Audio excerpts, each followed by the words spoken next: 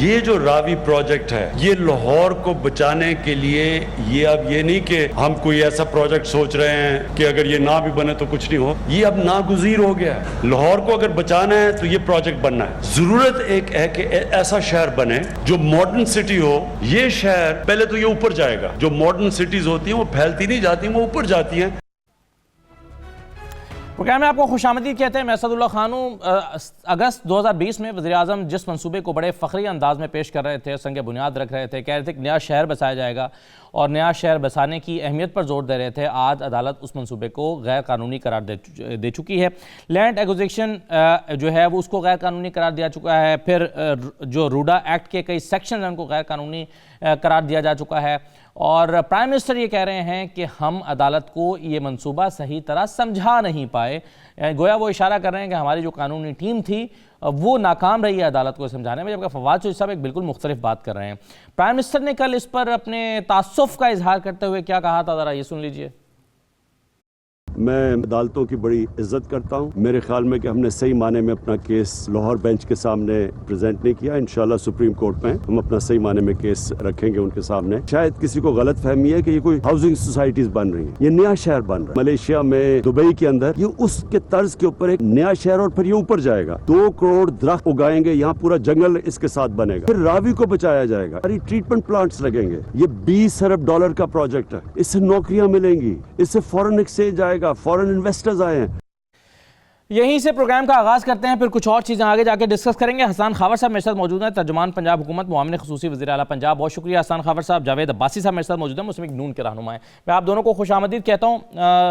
सबसे पहले हसन खावर साहब, प्राइम मिनिस्टर तो कानूनी टीम पर सारी जिम्मेदारी डाल रहे हैं। पंजाब की कानूनी टीम अदालत को समझा नहीं पाई कि ये कितना मुफीद प्रोग्राम है और इससे कितना रोज़गार मिलेगा।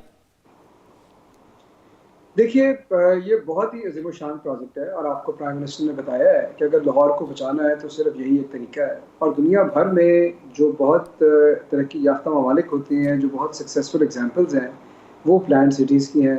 पाकिस्तान में आपको पता है कि आज तक एक ही प्लान्ड सिटी था, इस्लामाबाद, और ये इंशाल्लाह पाकिस्तान का दूसरा प्लान्ड सिटी होगा। और ये एनवायरनमेंट फ्रेंडली प्रोजेक्ट भी है। तो इसलिए इस प्रोजेक्ट के इतने फ़वाइद हैं कि गुमान ये गुजरा है कि अगर अदालत का ये फ़ैसला आया है तो शायद हम सही तरह अपना केस पिच नहीं कर पाए, क्योंकि जो कुछ भी किया गया है एक जामे हिकमत अमली के ज़रिए किया गया है, एक प्लान के बाद किया गया है, उसके बाद कानून साजी की गई है। कानून की कुछ चीज़ों के ऊपर अदालत को एतराज़ हो सकता है और अदालत का फ़ैसला सर आँखों पर है, लेकिन इस प्रोजेक्ट के फ़वाइद अब हमने सही तौर पर सुप्रीम कोर्ट के सामने दोबारा से प्रेजेंट करने और अपना केस प्रेजेंट करना है, क्योंकि ये लाहौर शहर की ज़रूरत है। लाहौर शहर इस वक्त दुनिया के फास्टेस्ट ग्रोइंग सिटीज़ में से है। आपने इसका अर्बन स्प्रॉल देखा है। अगर हम आज ये नहीं करेंगे तो कल हम अपने शहरियों को रहने के लिए क्या जगह देंगे? अगर लाहौर इसी तरह फैलता रहा असद साहब जी, तो लाहौर नहीं, मगर हसन खावर साहब इसकी अहमियत पर तो किसी ने इसकी अहमियत को तो डिक्लाइन नहीं किया, तरीक़ाकार को चैलेंज किया गया है।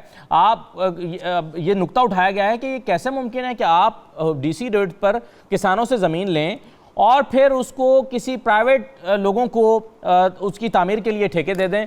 तो तरीक़ेकार को चैलेंज किया गया ना, इसकी अहमियत पर तो किसी ने एतराज़ नहीं किया। जी, देखिए, अदालत के जो एतराज़ हैं वो 2-3 हैं जो मैंने उनका ऑर्डर पढ़ा है। उसके अंदर कुछ लोकल गवर्नमेंट के हवाले से है, कुछ उनके मास्टर प्लानिंग के हवाले से उन्होंने एतराज़ दिए हैं, और इसी तरह की 2-3 कुछ उन्होंने एनवायरमेंटल इम्पैक्ट असेसमेंट के हवाले से दिए हैं। तो हमारी यही कोशिश है कि इन तमाम नुक्तों के जो जवाब हैं वो अदालत को दें अपनी अपील के अंदर और बेहतर तौर पर प्रेजेंट करें। उन्होंने देखें, बात क्या है, बात ये है कि इसके ऊपर जो एक बात फैली कि जी एनवायरनमेंट के लिए प्राइम मिनिस्टर एनवायरनमेंट के इतने फ्रेंड हैं, क्लाइमेट चेंज के चैंपियन हैं, तो ये शहर बन रहा है। जो बात समझाने वाली है कि ये it's a pro climate project. Pro climate इस तरह है कि हमने अपने शहर को वर्टिकल ग्रोथ देनी है, उसके लिए कानून ने एक तरीकाकार वज़ा किया गया। फिर स्पेशल जो लेजिस्लेशन थी वो हक था हुकूमत का, वो लेजिस्लेशन की गई और उस कानून की रोशनी में अभी तक जो काम हुआ है वो हुआ है। अदालत का जो फैसला उसके ऊपर आया है, जिसके कुछ नुकात मैंने आपको बताए हैं, वो उनका फैसला हमारे सर आंखों पे है। लेकिन हम ये समझते हैं नहीं, मगर आप ये कह रहे हैं हसन खावर साहब, आप कह रहे हैं कि अदालत का फैसला सर आंखों पे, मगर फवाद चौधरी साहब तो ये नहीं कह रहे कि अदालत का फैसला सर आंखों पे। वो समझते हैं कि ये मुदाखलत की गई है। साहब ने क्या कहा ये भी सुन लीजिए।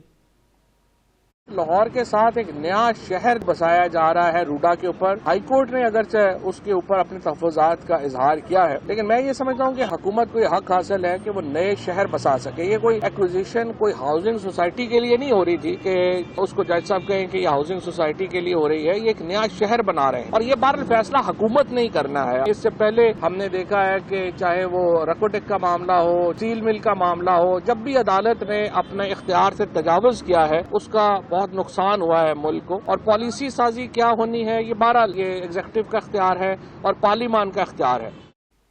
आप जिस फैसले को सरांखों पे करार दे रहे हैं हसन खावर साहब, उसके बारे में फवाद चौधरी साहब समझते हैं कि अदालत ने अपने इख्तियार से तजावुज किया है? नहीं, मैंने तो आपकी स्टेटमेंट फवाद साहब की सुनी है आपके चैनल पे। फवाद साहब ने इस फैसले के हवाले से नहीं किया, उन्होंने तो माजी की बात की है। उन्होंने कहा जब भी अदालतें तजावुज करती हैं तो वो अच्छा नहीं रहता। मैं समझता हूँ कोई भी इदारा जब अपने हदूद से तजावुज करता है तो ये अच्छी बात नहीं है, लेकिन बात यह है कि उस फैसले के खिलाफ अपील करना तो हमारा आईनी और कानूनी हक है और हम सुप्रीम कोर्ट में जाएंगे। कानून साजी भी हुकूमत का हक है, पॉलिसी देना भी हुकूमत का हक है, यही बात है। सही है। चलिए मैं जावेद भाई साहब का इस पर मौक़िफ़ ले लूँ, फिर मैं कुछ और मौज़ूआत की तरफ बढ़ता हूँ। भाई साहब, ये क्या आपके ख्याल में ये जो हुकूमत का मंसूबा है, जो कि PMLN का भी मंसूबा था, ये सही तरीके से एग्जीक्यूट नहीं हो पा रहा? आप इसमें प्रोसीजरल फ्लॉज देखते हैं? आप समझते हैं कि कानूनी टीम कमज़ोर थी? आपकी अंडरस्टैंडिंग क्या है, पार्टी की क्या है, आपकी ज़ाती क्या है? बिस्मिल्लाहिर्रहमानिर्रहीम, बहुत शुक्रिया। देखिए जी, इसमें तो दूसरी कोई राय नहीं है कि अगर कोई भी हुकूमत कोई अच्छा इक़दाम करे और पाकिस्तान के लोगों के लिए कोई हाउसिंग की बंदोबस्त करे और एक ऐसा नया शहर बसाए और एक शहर से लोड कम करे तो ये बेहतर इक़दाम हो सकता है। लेकिन इसके लिए ज़रूरी है कि ये देखना होगा कि उसकी नीयत कैसी और उसके इक़दाम कैसे हैं। जो लाहौर हाई कोर्ट में क्वेश्चन उठाए और फिर जो जजमेंट आई है उसमें उन्होंने काफ़ी सीरियस क्वेश्चन उठाए हैं। जो उन्होंने लॉ पास करवाया था, जो एक्विजिशन से रिलेटेड क्वेश्चन थे, और उसके ऊपर उन्होंने खासी ज़्यादा, मुझे लगता है कि और जो टीम थी वो ना उन्हें सेटिस्फाइड कर सकी और वो समझते हैं कि ये हक किस तरह का नहीं है। जिस तरह आम आदमी की ज़मीन है, अगर आपने उसे बहुत थोड़े पैसों में ले लिया है या ज़बरदस्ती ले लिया है, सेक्शन 6 आपने करके उसको एक्वायर कर लिया है और बाद महंगे दामों में आप इन्वेस्टर के हाथों इसे बेच देंगे और वो पैसा जो है इन्वेस्टर ले जाएगा सारा। और अगर वाकई वहाँ ऐसे इम्पैक्ट पड़ेगा जो जिस तरह खावर साहब बता रहे हैं, चूँकि खावर साहब तर्जमान है, उन्होंने बेहतर वहाँ देखा होगा। मैं ना तो मैंने इस केस को बड़ा ज़्यादा फॉलो किया है, ना मुझे ज़्यादा इसके बारे में इंफॉर्मेशन है। मैं सिर्फ वो जो जजमेंट ही देखी है। तो ये इनका राइट है, ज़रूर सुप्रीम कोर्ट में जाएं, सुप्रीम कोर्ट को सेटिस्फाइड करें। वो जो फ्लॉज है जो अभी लाहौर हाई कोर्ट ने कहा है उनको दूर करने की कोशिश करें। अगर वो दूर हो सकते हैं, यकीनन वो दूर होने वाले हैं, तो क्यों नहीं। मेरा ख्याल है कि इसमें कोई हाजिर नहीं है। लेकिन पहले उस जिन लोगों की ज़मीन है, जिन लोगों की इसकी हक है, जिन लोगों की हकूक़ है, उनके साथ भी कोई ज़्यादती नहीं होनी चाहिए। और एनवायरमेंटल इम्पैक्ट जो है वो आपकी नज़र में ज़रूर होगा। लेकिन बहरहाल मामला सुप्रीम कोर्ट में चला गया, अब सुप्रीम कोर्ट देखे इस पर क्या फैसला देती है। Right sir. चलिए मैं एक और मामले पर ज़रा आपकी राय चाहता हूँ जावेद भाई साहब, और वो है कि एक ख़त लिखा गया था अटॉर्नी जनरल की तरफ से कुछ दिन पहले शहबाज शरीफ साहब को, और कहा गया था कि जी रिपोर्ट्स नवाज शरीफ साहब की ताज़ा तरीन मुहैया करें ताकि हमें उनकी हेल्थ के बारे में सही अंदाज़ा हो सके। अगस्त में जो नामुकम्मल रिपोर्टें दी गई हैं उससे सही अंदाज़ा नहीं हो रहा। इसका कोई जवाब नहीं आया, इसके नतीजे में कोई रिपोर्ट्स नहीं आई। तो क्या आप के इल्म में है कि क्या होने जा रहा है कि नवाज शरीफ साहब की रिपोर्ट्स जो हैं वो सबमिट हो रही हैं, पंजाब हुकूमत को होने जा रही हैं? देखिए, जब लाहौर हाई कोर्ट का फैसला आया था, अगर वो फैसला शोर असदुल्ला साहब आपने पूरा पढ़ा होगा, उसमें उन्होंने कहा था कि एक तो रिपोर्ट हम मियाँ साहब और उनके डॉक्टर भेजेंगे और एक रिपोर्ट अगर वो खुद भी अपने तौर पर चाहें तो वो करवा सकते हैं, एम्बेसी के जरिए वेरीफाई करवा सकते हैं। तो ये दो प्रोसेस उसके अंदर रखे हुए। हमने रिपोर्ट पहले भी इनको दी है, अटॉर्नी जनरल साहब का लेटर आया है, रिपोर्ट ज़रूर जो बाकी रिपोर्ट्स हैं वो भी उनके सामने रखेंगे और मुझे यकीन है कि बोर्ड वही फैसला करेगी। और अटॉर्नी जनरल साहब को मैंने प्रोग्राम में सुना है, उन्होंने कहा कि यही रिक्वायरमेंट थी, कोई वायलेशन नहीं हुई है, कोई मामला नहीं हुआ है। शहबाज शरीफ साहब ने जो उस वक्त कोई गारंटी नहीं थी, एक एफिडेविट दिया था और वो एफिडेविट इस हद तक था कि वो इलाज करके भाई साहब, लेकिन उसमें ये तो कहा था ना कि रिपोर्ट्स वो अपनी हर महीने जमा कराया करेंगे ताकि हुकूमत पंजाब को अंदाज़ा हो कि उनकी हेल्थ अब किस तरह की है। तो जो रिपोर्ट इंशाल्लाह जमा की भी है और अगर बाकी कोई रिपोर्ट है तो इनके सामने ज़रूर रखेंगे। ये सियासी मामला चूँकि हुकूमत ने बना लिया है, ये कना का मसला बना दिया है, इसी हुकूमत ने फैसला किया था। अब ये हुकूमत वो है जो पहले जिनकी अपनी रिपोर्टें थी, जिनकी रिपोर्टों को बेस बनाकर वजीर आजम साहब और उनकी कैबिनेट ने फैसला किया था, मियां साहब को बाहर जाने की जिन्होंने इजाजत दी थी, उनकी मिनिस्टर साहबा रोज आके प्रेस कॉन्फ्रेंस में हमें बताती थी, आज वो सारे लोग उन रिपोर्टों को भी मशकूक कह रहे हैं। वो कहते हैं वो रिपोर्टें गलती तो आपने बनवाई हैं, पंजाब में हुकूमत आपकी थी, आज भी पंजाब में हुकूमत आपकी है, अस्पताल आपके अंदर आते हैं, तो आप ये इल्जाम किसको दे रहे हैं? तो वो तो कुछ भी कह सकते हैं, वो किस कहने की ताकत भी और जसारत भी रखते हैं। लिहाजा अगर वो उस वक्त की रिपोर्टें जो इन्होंने खुद बनाई थी, जिनके ऊपर लेकिन वो जो रिपोर्ट थी, ये बात तो सही है कि उसको भी मशकूक करार दे दिया गया, लेकिन अगर वो रिपोर्टें सही भी थी और उस वक्त उनकी तबीयत खराब भी थी, तो मरीज सेहत याब भी तो हो जाते हैं ना। उसका अंदाजा तो ताज़ा रिपोर्टों से ही होता है। अगर ताज़ा रिपोर्ट्स आप सबमिट करेंगे तो इसमें हर्ज ही क्या है?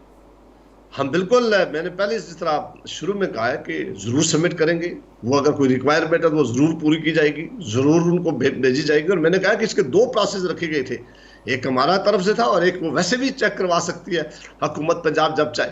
लेकिन ये एक सियासत में चूंकि इन्होंने हर मामले को उलझाने के लिए एक शोशा छोड़ देना है कि हम, आपने पता है ना कि इनके कई मिनिस्टर साहबान ने क्या क्या स्टेटमेंट दी। किसी ने कहा मैं अगले हफ्ते में जाके ला रहा हूँ, किसी ने कहा 2 हफ्ते में मैं ला के आऊंगा, किसी ने, तो ये चीजें करके हमने इस मामले को इन्होंने खुद तौर पे भी खराब कर लिया है और खराब करते हैं। वरना जो तरीकाकार था उसके मुताबिक जरूर अगर जो फैसला होगा, जो अदालत कहेगी, अदालत की सैटिस्फैक्शन के मुताबिक जो अदालत में कमिटमेंट है वो जरूर पूरी होगी। सही है। आज फवाद चौधरी साहब ने कहा है, पहले शहजाद अकबर साहब अक्सर कहा करते थे कि नवाज शरीफ को वापस ला रहे हैं, आज फवाद चौधरी साहब ने कहा है कि नवाज शरीफ को वापस ला रहे हैं।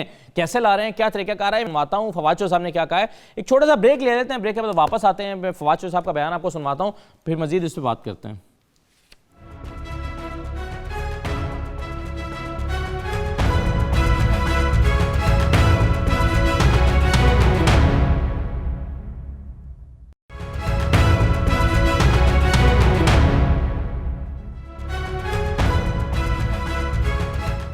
दोबारा खुशामदीद कहते हैं आपको। अभी ब्रेक पर जाने से पहले बात हो रही थी बाशिर साहब की वापसी के हवाले से, और बात हो रही थी कि फवाद चौधरी साहब क्या कह रहे हैं। लेकिन मैं उससे पहले रूडा की चूंकि बात हुई है तो मैं चाहूँगा कि वकार शेख साहब जो हैं उनसे उनका मौक़िफ़ ले लूँ। वकार शेख साहब, आपके ख्याल में ये जो फैसला आया है अदालत का, जो आप जिसकी वकालत कर रहे थे, ये बताइए कि क्या इसमें कानून में तब्दीली लाकर या प्रोसीजरल फ्लॉज को ठीक करके या कुछ चीज़ों में दुरुस्ती करके इस मंसूबे पर अमल दरामद मुमकिन है, या आप समझते हैं कि इस पर सिरे से अमल दरामद मुमकिन ही नहीं रहा?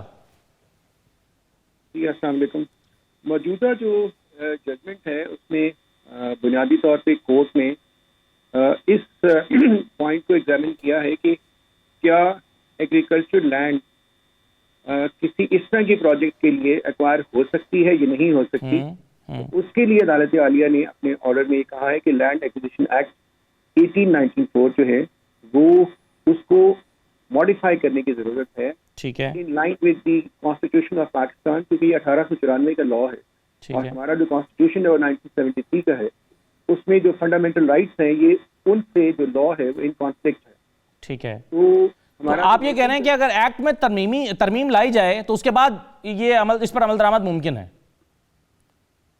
बुनियादी तौर पे तो अगर आप देखें तो पूरी दुनिया में जो ट्रेंड है, और इंडिया में अगर आप देखें तो लैंड एक्विजिशन एक्ट 1894 जो है वो मॉडिफाई हो चुका हुआ है, और उसमें उन्होंने ग्रीन लैंड की एक्विजिशन को ऑलमोस्ट प्रोहिबिट कर दिया हुआ है कि वो हो ही नहीं सकती, और अगर हो भी सकती है तो उसको लिंक किया है विद द लोकल गवर्नमेंट, क्योंकि लोकल गवर्नमेंट ने भी अपना फंक्शन परफॉर्म करना है। तो उधर की लोकल गवर्नमेंट के जो इलेक्टेड लोग हैं। सही है। तो सर वकार साहब ये बता दीजिए कि रास्ता क्या है? अब सिर्फ एक्ट में अगर अमेंडमेंट आ जाती है तो यही एक रास्ता है? नहीं, देखें, रास्ता तो एक ही है कि इस प्रोजेक्ट के 2 फेसेस बताए जा रहे हैं। एक इसका फेस ये है जी कि रिवर रावी की अलाइनमेंट करनी है तो बिल्कुल करें। सही। वाटर ट्रीटमेंट प्लान लगाना है, बिल्कुल लगाएं। इन्वायरमेंट को इम्प्रूव करना है, बिल्कुल करें। लेकिन इस लॉजिक की ना अदालत को ये रूटा बता सकी, ना आम एक शहरी जो है वो ये समझ सकता है। मैं भी समझने से कासिर हूँ कि ये कैसे मुमकिन है कि पहले 1 लाख एकड़ जगह को पहले प्राइवेट डेवलपर्स को दिया जाए जी, वो वहाँ पे स्काई स्क्रैपर मॉन्स्टर खड़े करें जी, पोल्यूशन को बढ़ाएं, वाटर टेबल को गिराएं, सॉलिड वेस्ट बढ़े। नहीं तो सर फिर नया शहर बसाने का रास्ता क्या होता है? सर नया शहर इस तरह से नहीं बसता। नया शहर एग्जाम्पल दी गई बाय द वर्दी प्राइम मिनिस्टर कि जी कोलालमपुर के पास पुतराजय बनाया गया, तो वो उससे कोई 35 किलोमीटर अवे। लाहौर के साथ एक नए शहर की गुंजाइश नहीं है। अच्छा, वो इसलिए नहीं है कि लाहौर की 13 मिलियन की पॉपुलेशन है। ठीक है। क्या आप देख लें कि पिछले चंद दिनों में या चंद महीनों में हम Lahore, big city of Lahore जो है, ये लाहौर का दुनिया का मोस्ट पोल्यूटेड। सही है, बिल्कुल सही है वकार शेख साहब, लेकिन मसला ये है कि जहां पर भी जाकर नया शहर बसाएंगे वहां पर फिर एग्रीकल्चर लैंड को एक्वायर करना पड़ेगा, तो कॉन्फ्लिक्ट तो वहां पर भी आ जाएगा। बहरहाल बहुत शुक्रिया आपका। अब हसन खावर साहब, आपका इजहार इस पर पहले ही कर चुके हैं, मैं चाहूँगा कि जो अभी गुफ्तगू हो रही थी पहले जावेद अब्बासी साहब के साथ, ज़रा उस पर आ जाएँ। आपने एक मेडिकल बोर्ड बना दिया, आज फवाद जो साहब कह रहे हैं कि उनको वापस लेकर आ रहे हैं। मेडिकल बोर्ड आपने बना दिया, आपके पास रिपोर्ट्स नहीं थी, मेडिकल बोर्ड ने कहा कि हमारे पास रिपोर्ट नहीं है, हमें क्यों आपने तश्कील दिया है, हम तो कुछ कर ही नहीं सकते। अब फिर आपके पास अगर रिपोर्ट्स नहीं आएंगी, आपके पास रास्ता क्या होगा? फवाद चौधरी साहब को सुन लीजिए जरा, उन्होंने क्या कहा। नवाज शरीफ साहब को वापस आ नहीं रहे, लाया जा रहा है। नवाज शरीफ ने कहा आना है। बरतानवी हुकूमत का भी शुक्रिया अदा करना चाहता हूँ कि उन्होंने दोनों अपीलें जो हैं उनकी मुस्तरद की। अब चूंकि उनको लग रहा है कि वहाँ की अदालतें को ज्यादा लंबा अरसा उनको सहारा नहीं देंगी, तो इस तरह की वो यहाँ पे गुफ्तगू शुरू हो रही है कि वो खुद वापस आ रहे हैं। खुद नहीं आ रहे हैं, इंशाल्लाह उनको लाया जा रहा है। सबसे पहला नो कॉन्फिडेंस शाहिद खाकान, अब्बासी साहब और कुछ जो हमारे दोस्त हैं PMLN में, वो नवाज शरीफ के खिलाफ लाने का इरादा रखते हैं, और मैं दुआ गो हूँ कि वो नवाज शरीफ को हटाने में कामयाब हो जाएं। जी हसन खावर साहब, कैसे लाया जा रहा है नवाज शरीफ को वापस? आपके तो जो चाल आप चलते हैं वो उलट पड़े।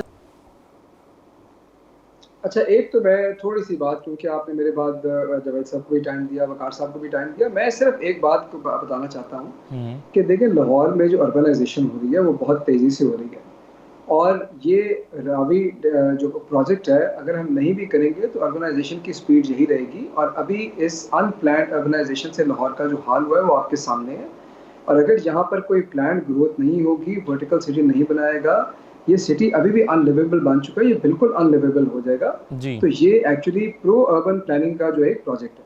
अच्छा, अब आते हैं नवाज शरीफ साहब के ऊपर। देखिए, नवाज शरीफ साहब का जो केस है वो बड़ा सिंपल है जी। वो बीमारी की प्रिटेक्स्ट पर बाहर गए थे, 4 हफ्ते की इजाज़त दी गई थी, उन्होंने खुद भी अपना दिया ये ज़मानत, शहबाज शरीफ साहब ने भी ज़मानत दी, अब वो बाहर चले गए, वो मुद्दत गुजर गई, उस टाइम पीरियड को ख़त्म हुए। अब क्यास ये है, और जो वहाँ से एनेक्डोटल एविडेंस मिलता है, जो वीडियो क्लिप्स मिलते हैं, कि वो सेहतयाब हैं, वो बिल्कुल मामूलियात ज़िंदगी जो है वो बखूबी अंजाम दे रहे हैं, चहलकदमी भी करते हैं, बाज़ारों में भी जाते हैं, खाने भी खा रहे हैं, अल्लाह उनको सेहत दे। तो अब क्या ये उस बीमारी जिसके बहाने पे या जिस वजह से वो बाहर गए थे, क्या वो कानून से बच रहे हैं उस बीमारी की वजह से? और अगर वो बच रहे हैं तो उनको आकर कानून का सामना करना चाहिए, और उसको बुलाने का यही तरीका है नवाज शरीफ साहब को कि उनकी जो रिपोर्टें हैं उनको हम एग्जामिन करें। और ये रिपोर्टें जुलाई अगस्त तक आई, यही रिपोर्टें मेडिकल बोर्ड के सामने रखी गई हैं। अब वो मेडिकल बोर्ड ये समझता है कि इन रिपोर्टों के अंदर ऐसी कोई चीज़ नहीं कि वो उनकी बीमारी के बारे में राय दे सके, ना वहाँ पे किसी अस्पताल की रिपोर्ट है, ना वहाँ पर कोई ऐसा उनका कोई मेजर प्रोसीजर हुआ है जिसकी चीज़ हो। तो अब हम अदालत से रुजू करेंगे कि जो उनके जमानती हैं उनको बताया जाए कि जी आपने शख्सी, अगर शहबाज शरीफ साहब रिपोर्ट सबमिट नहीं करते तो आप शहबाज शरीफ साहब को फोर्स करने के लिए कि वो ताज़ा रिपोर्टें सबमिट करें, आप अदालत में जाएंगे? जी बिल्कुल जाएंगे, और मेरे ख्याल में तो जावेद साहब भी कह रहे हैं कि उनको रिपोर्टें वो कह रहे हैं कि हम देंगे, और देनी चाहिए जी। क्योंकि देखिए, अगर उनका मौक़िफ़ ये है कि नवाज शरीफ साहब अभी भी फिट टू ट्रैवल नहीं है, वो अदालत का शिकार है, तो उसको साबित करने के लिए सफिशिएंट रिपोर्ट्स तो चाहिए।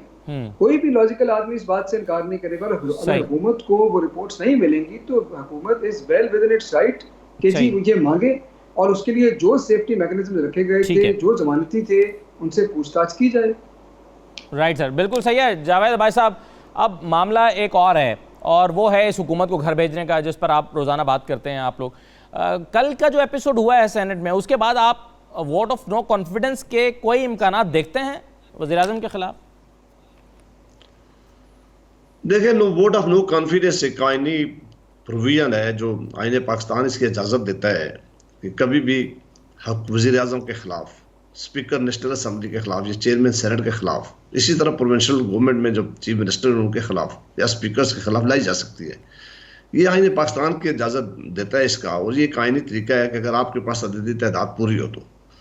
हमने कहा कि हर वो काम करेंगे जो कायने पाकिस्तान जिसकी इजाज़त देता हो, और उसके लिए सारी ऑप्शन जो है वो हमारे पास ओपन है। लेकिन ये उस वक्त मुमकिन होगा जब हमें इतना कॉन्फिडेंस हो जाएगा कि हम ये काम कर सकेंगे। उसके लिए अपोजिशन की मीटिंग जो अभी पिछले 2-3 दिन पहले आपको पता है कि इस्लामाबाद में PDM की मीटिंग मौलाना फजल रहमान साहब की सरबराही में हुई है, उसमें ये फैसला हो गया था कि हम फौरी तौर पर नहीं ला रहे, अभी तक हम मार्च के लिए जाएंगे और उसके बाद ये ऑप्शन हमारे पास ओपन है। ये उसी वक्त ही मुमकिन होगा जब अपोजिशन की सारी सियासी जमातें एक प्लेटफॉर्म पर जमा हो जाएंगी। सिर्फ अपोजिशन की जमातें नहीं, जाहिर है आज और इसका कोई इम्कान नजर आता है अपोजिशन की तमाम जमातों का एक प्लेटफॉर्म पर आने का? अपोजिशन की सारी जमातें अभी भी एक प्लेटफॉर्म पे है, लेकिन चूंकि हुकूमत को अददी तादाद हासिल है तो इसलिए आज वो हुकूमत में है। बहुत सारे लोग उनकी जो इत्तेहादीज़ हैं या उनके अपने जो लोग हैं जी, बाज़ औक़ात ये बातें तो जरूर करते हैं कि हम इनसे जान छुड़ाना चाहते हैं। वो महंगाई का भी कह रहे हैं, वो कह रहे हैं बेरोजगारी बढ़ रही है, वो कहते हैं गवर्नेंस का भी इशू है, वो कहते हैं हमारे लिए अब नया इलेक्शन लड़ने के लिए मुश्किल हो गया। दिलाते हैं लेकिन खुल के सामने आते कि नहीं आते, ये बड़ा क्वेश्चन है। बहुत शुक्रिया जावेद अब्बासी साहब हसन खान प्रोग्राम में शिरकत करने के लिए। छोटा सा ब्रेक ले रहे हैं, ब्रेक के बाद वापस आते हैं। तो एहसास प्रोग्राम की बात करते हैं जिसके बहुत सारे हिस्से हैं, उनमें क्या काम हो रहा है। ख़ास तौर पर एहसास राशन रियायत प्रोग्राम जिसमें 1000 रुपये की सब्सिडी मिलेगी किराना स्टोर्स पर, उसके क्या फीचर्स हैं, उस पर जो एतराज़ात हो रहे हैं वो क्या है और उन एतराज़ात का जवाब क्या है। तो ये तमाम चीज़ें डिस्कस करेंगे। डॉक्टर सानिया निश्तर साहब हमारे साथ मौजूद होंगी। ब्रेक के बाद वापस आते हैं।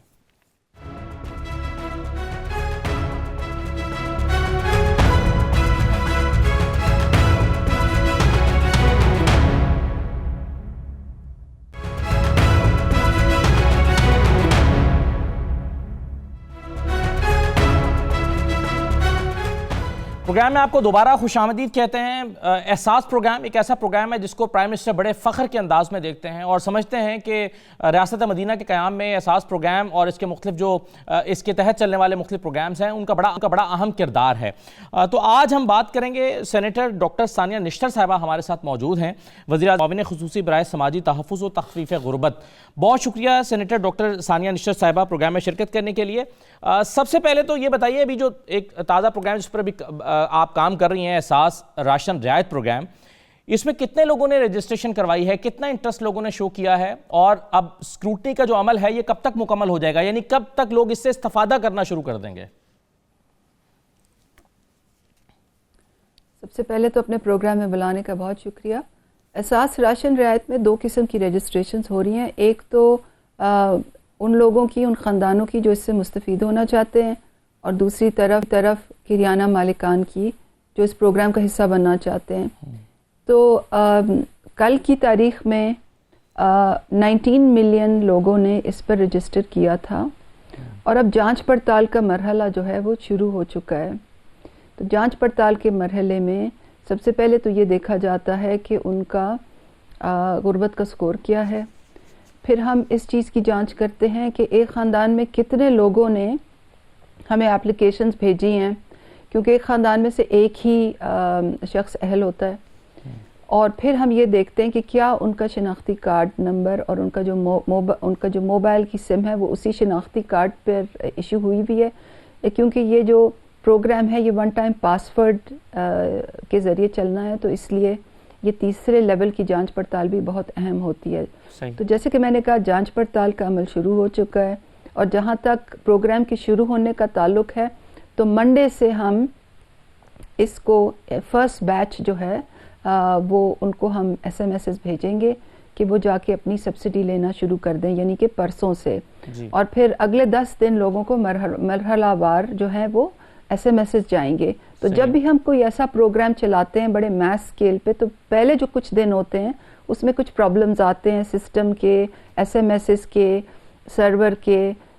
तो पहले जो 2-3 दिन होते हैं हमारे लिए वो हालांकि प्रोग्राम लाइव होता है मगर हमारे लिए एक टेस्ट भी होता है, ताकि जो लास्ट मिनट बग्स हैं जो रियल लाइफ में जो टेस्ट फेज़ में हमने नहीं पकड़े वो रियल लाइफ फेज़ में पकड़ लें और उनको फिक्स कर दें।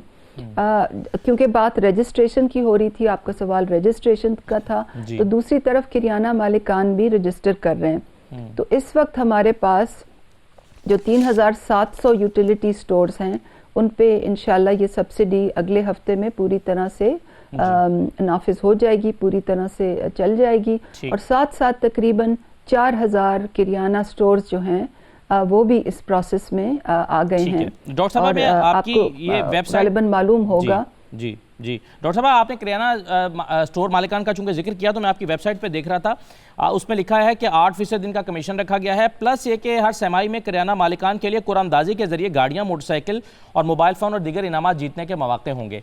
इसके पीछे क्या फ़िलॉसफी है, ये क्यों किया जा रहा है? जब उनको एक प्रॉफिट शेयर मिल रहा है तो फिर उनको गाड़ियाँ और मोटरसाइकिलें क्यों दी जाएंगी?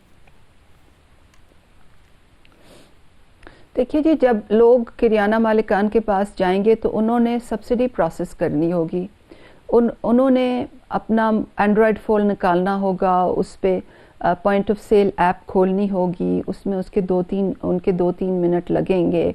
कुछ किराना मालिकान ने फ़ोन एंड्रॉयड फ़ोन ख़रीदा है, फिर उनके इंटरनेट चार्जेस वगैरह, तो उनको इंसेंटिवाइज़ करने के लिए, क्योंकि उनका टाइम लगेगा, उन्होंने उस पर कुछ छोटी मोटी इन्वेस्टमेंट करनी होगी, तो उनको इंसेंटिवाइज़ करने के लिए उनके लिए एक 8% कमीशन रखा गया है।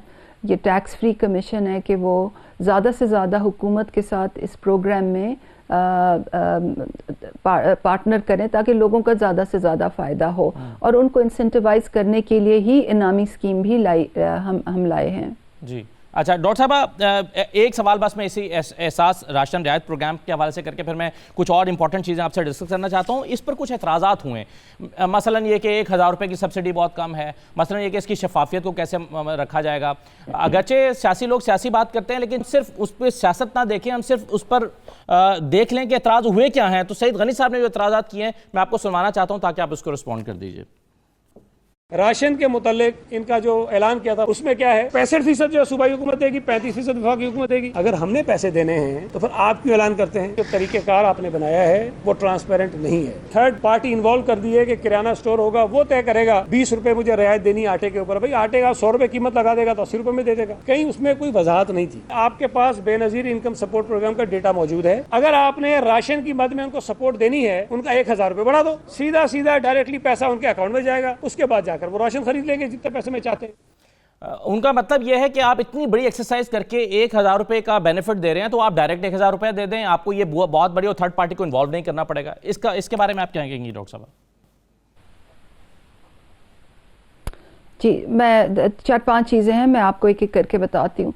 सबसे पहले तो ये 1000 की बात नहीं है। सबसे पहले तो ये समझना चाहिए कि ये एक निज़ाम बदलने की बात है, क्योंकि हुकूमत पाकिस्तान, वफाकी हुकूमत, सूबाई हुकूमतें इस वक्त तमाम सब्सिडीज़ जो देती हैं वो अनटारगेटेड होती हैं।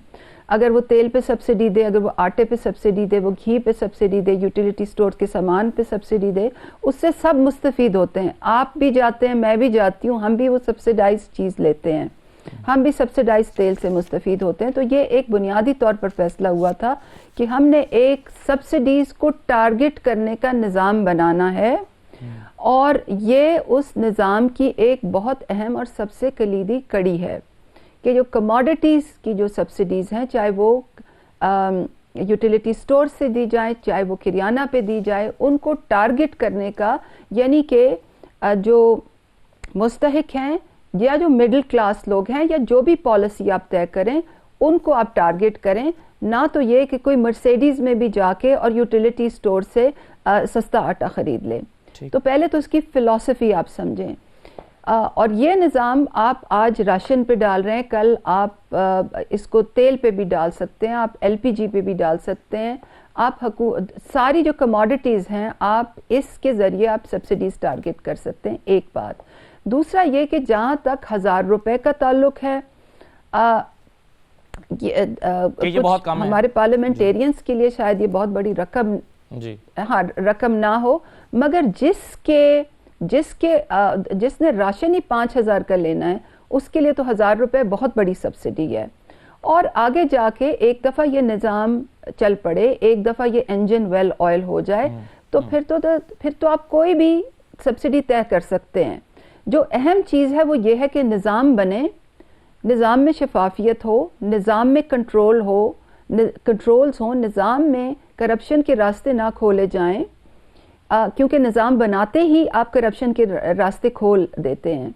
और उसके बाद जब ये निज़ाम ठीक चले तो फिर आप इस पे इसको 1000 को 2000 कर सकते हैं, 3000 कर सकते हैं। आप इसमें दाल, तेल और आटे के साथ साथ और चीज़ें भी डाल सकते हैं। तीसरी जो उन्होंने बात की कि आप कैश क्यों नहीं दे देते। जी। कैश देना जो था वो बिल्कुल एक ऑप्शन था। अगर निज़ाम बदलने की बात ना होती और लोगों को सिर्फ रिलीफ ही देना होता तो आसान तरीका ये था कि हम जो 12,000 दे रहे हैं उसको 14 कर देते, 15 कर देते। मगर ये जैसे कि मैंने पहले समझाया, ये अनटारगेटेड सब्सिडीज को टारगेट करने का जो निज़ाम है उसकी एक बहुत कलीदी कड़ी है। बिल्कुल सही है। इसके अलावा सईद गनी साहब ने फरमाया दो और उन्होंने बातें की, वो भी मैं रिस्पांस दे दूं।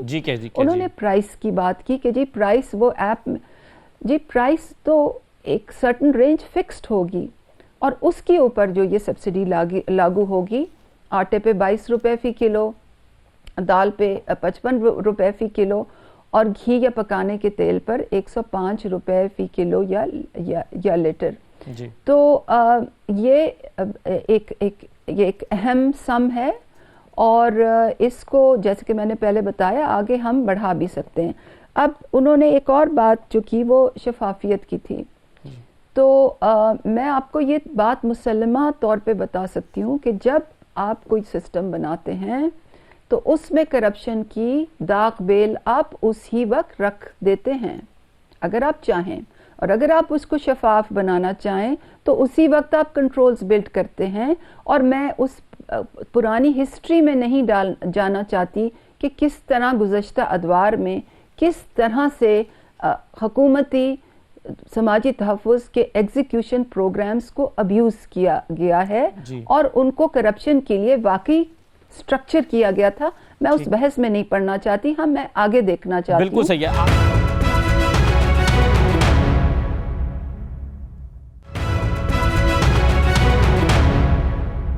डॉक्टर साहब ये बताइए, ये जो एहसास आमदन प्रोग्राम है जिसमें इस प्रोग्राम के तहत जो असासे आप मुंतकिल करते हैं, माल मवेशी, ज़रूरी आलात, चिंची रिक्शा वगैरह, इसका क्या चेक एंड बैलेंस है? उसके बाद इसका कोई फॉलोअप प्रोग्राम है हमारे पास कि जिस शख्स को आपने रिक्शा चलाने के लिए दिया ताकि वो अपने घर को सपोर्ट करे, इस बात की क्या गारंटी है कि वो उसने उसको बेच कर पैसे खा नहीं लिया, हड़प नहीं कर लिया? क्योंकि बहुत सारे केसेस में हमने देखा कि लोगों ने मुर्गियाँ खरीदी और उनको सस्ता समझ के खा लिया और आगे गए। तो इसका कोई हमारा चेक एंड बैलेंस का निज़ाम मौजूद है इसमें? हाँ, बहुत शुक्रिया, बहुत अच्छा आपका सवाल है। एहसास आमदन प्रोग्राम जो है उसमें ये जो छोटे सतह के असासे दिए जाते हैं, यानी कि माल मवेशी, दुकान का सामान, चिंची रिक्शा की बॉडी, किसी को आपने कॉटन बेलना मशीन दे दी, किसी को आपने ज़रूरी आलात दे दिए, ये एक बड़ा पावरफुल प्रोग्राम है और ये मुल्क के 23 अज़ला में चल रहा है। हमारा इसमें सबसे बड़ा चैलेंज ही मॉनिटरिंग है, जिसकी आपने बिल्कुल सही तरह से आपने उसको पॉइंट आउट किया है कि अगर किसी ने, क्योंकि ये हम NGOs के थ्रू एग्जीक्यूट करते हैं, कि अगर उन्होंने एक माल मवेशी लिया तो उसकी तो कोई कंट्रोल प्राइस नहीं होती, वो हमें क्या चार्ज कर रहे हैं और एक्चुअली ले किस पे रहे हैं। तो टू द एक्सटेंट पॉसिबल हमारे इसमें मॉनिटरिंग मैकेनिज़म्स हैं, थर्ड पार्टी चेक्स भी हैं और रिसेंटली इसमें कुछ प्रॉब्लम्स आइडेंटिफाई हुए थे, तो on an on going basis हम इस पर एक कड़ी नज़र रख रहे हैं। मगर ये कॉन्सेप्ट, ये प्रोग्राम पावरफुल है ऑन द ग्राउंड, मगर मॉनिटरिंग जैसे कि आपने बिल्कुल ठीक कहा एक बहुत ही अहम हिस्सा है और वो जितनी स्ट्रॉन्ग हो उतना ही बेहतर होता है। जी, तो डॉक्टर साहब इस सवाए इसके कि आइंदा अगर कोई वायलेशन करता है तो आइंदा वो एलिजिबल नहीं रहेगा कि इस तरह की किसी भी स्कीम से फ़ायदा उठाने के? इसके अलावा कोई पेनल्टी है हमारे कोई जो सिस्टम बनाया गया उसमें? जी, जो हमारी जहाँ भी थर्ड पार्टी के साथ एग्जीक्यूशन एग्रीमेंट्स होती हैं, चाहे वो कमर्शियल बैंक्स हों एहसास कफ़ालत में और एहसास स्कूल स्टाइपेंड्स में, चाहे वो वर्ल्ड फूड प्रोग्राम हो एहसास नशोनुमा की एग्जीक्यूशन में, चाहे वो NGOs हों एहसास बिलासूद कर्ज़ और एहसास आमदन की एग्जीक्यूशन में, या वो पब्लिक सेक्टर यूनिवर्सिटीज़ हों, एहसास अंडर ग्रेजुएट स्कॉलरशिप की एग्जीक्यूशन में, जहाँ भी हमें कोई बदउनवानी नज़र आती है, जहाँ भी हमें कोई ऑन ग्राउंड प्रॉब्लम नज़र आता है, तो हम ब्लैक लिस्टिंग तक पर जाते हैं। और इस पे हमारा बहुत ही ज़्यादा फोकस है। हम FIA के साथ बहुत ज़्यादा क्लोजली काम करते हैं। इलेक्ट्रॉनिक मॉनिटरिंग सिस्टम्स हैं हमारे। आपको मालूम है जिस एनवायरनमेंट में हम काम करते हैं वहाँ पर बदउनवानी, करप्शन, ऑन ग्राउंड लोगों को धोखाधही, ये एक कल्चर बन चुका है। तो पूरी हमारी कोशिश होती है कि सेंट्रल लेवल पर भी जो काम है वो कवायद ज़वाबित के मुताबिक हो और ऑन ग्राउंड भी हमारी सर्वेलेंस हो, मगर चैलेंजेस बहुत हैं जैसे कि आपको भी मालूम है। बिल्कुल सही है। अच्छा डॉक्टर साहब, आपके जो बेशतर प्रोग्राम है एहसास के, जैसे अब हमने भी जिक्र भी किया है, एहसास राशन रियायत प्रोग्राम है, या कोई भूखा ना सोए प्रोग्राम, या पनाहगाह का प्रोग्राम है, या फिर कर्ज़े हसना स्कीम है, या फिर कफ़ालत प्रोग्राम है, काफ़ी सारे ऐसे प्रोग्राम्स हैं जो सिर्फ ऐसा लगता है कि गरीब आदमी को ब्रीदिंग स्पेस देने के लिए है, उसको ऑक्सीजन देने के लिए है, ये तख़फ़ीफ़ गुर्बत के लिए नहीं मालूम होते, या ऐसा नहीं लगता इन प्रोग्राम्स को देख के ये गुर्बत का खात्मा इनसे मुमकिन हो पाएगा। तो क्या आपको लगता है कि जो एहसास ओवरऑल प्रोजेक्ट है ये गुर्बत का खात्मा भी कर सकेगा? देखिए, एहसास एक समाजी तहफ़्फ़ुज़ का प्रोग्राम है और समाजी तहफ़्फ़ुज़ किसी भी एक मुल्क में एक बड़ा पब्लिक पॉलिसी का एक बहुत ही अहम सतून होता है, और ख़ास तौर पे ऐसे ममालिक में जहाँ पे गुर्बत की शरह ज़्यादा हो। तो एहसास के दायरे कार में जो तकरीबन 16 हमारे टारगेट ग्रुप्स हैं, मुस्तहिकीन की जो कैटेगरीज हैं, उनके लिए 16 प्रोग्राम्स हैं। कुछ ऐसे प्रोग्राम्स हैं जो लोगों को अपने पैरों पे खड़ा करने में बहुत अहम किरदार अदा करते हैं, जैसे कि एहसास अंडर ग्रेजुएट स्कॉलरशिप, जैसे कि एहसास स्कूल स्टाइपेंड्स, जैसे कि एहसास आमदन, जैसे कि एहसास बिलासूद कर्जा। और मैं तो ये कहूँगी कि जो एहसास किफ़ालत के भी जो पैसे हम देते हैं, बहुत से लोग उनसे छोटा मोटा कारोबार कर लेते हैं, और मैं आए दिन देखती हूँ कि ख़वातीन जिनके हाथ में पैसे जाते हैं वो अपना छोटी मोटी घर में सिलाई मशीन, अपनी छोटी सी किरियाना की दुकान खोल दी, माल मवेशी ले लिए, उससे आमदन जनरेशन शुरू कर देते हैं, बच्चों को स्कूल पढ़ा देते हैं।